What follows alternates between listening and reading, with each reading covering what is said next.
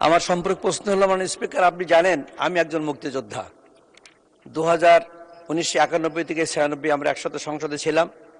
আবার 2001 থেকে 2006ও আপনার সঙ্গে আমরা সংসদে ছিলাম। এবার আমি তৃতীয়বার। কিন্তু ওই সময় যখন 2006 সালে আওয়ামী লীগের ক্ষমতায় আসলো সরকার, আমার মুক্তিযুদ্ধের খাতার থেকে নামটা তারা কেটে দিয়েছিল। সেখান থেকে আজ পর্যন্ত আমি এই সুবিধা থেকে বঞ্চিত আছি। যোদ্ধার যে গৌরব থেকে আমি বঞ্চিত। এলাকার সবাই আমাকে মুক্তিযোদ্ধা বলে জানে, আপনিও জানেন মাননীয় স্পিকার। আমি মন্ত্রী মহোদয়ের কাছে প্রশ্ন করতে চাই, আমার যে হারানো যে গৌরব, এটা আমি বাংলাদেশ স্বাধীনতা যুদ্ধে অংশগ্রহণ করেছি মেজর জেনারেল জলিল সাহেবের নেতৃত্বে 9ম সেক্টরে, এই হারানো গৌরবটা আমি ফিরে পাবো কিনা, আমার প্রয়োজনীয় কাগজপত্র যদ্দূর সময় আমার গচ্ছিত আছে আমি দেখাবো ইনশাল্লাহ। আমি আশা করছি আমার মতো আরো অনেক যারা এইভাবে নিগৃহীতের শিকার হয়েছেন আমাদের ভাইরা বললেন, এই বিষয়টা তিনি আমাদেরকে তালিকাভুক্ত করে নেবেন কিনা, আমি আপনার মধ্যে প্রশ্ন করতে চাই।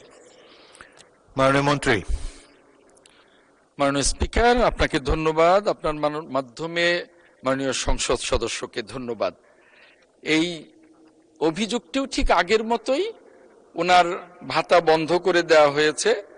ওনার যে কাগজপত্র আছে সেই কাগজপত্রগুলো মন্ত্রণালয়ে জমা দিলে আমার মন্ত্রণালয় মাননীয় স্পিকার এ নিয়ে কাজ করবে এবং তার প্রয়োজনীয় সমস্ত ব্যবস্থা গ্রহণ করবে।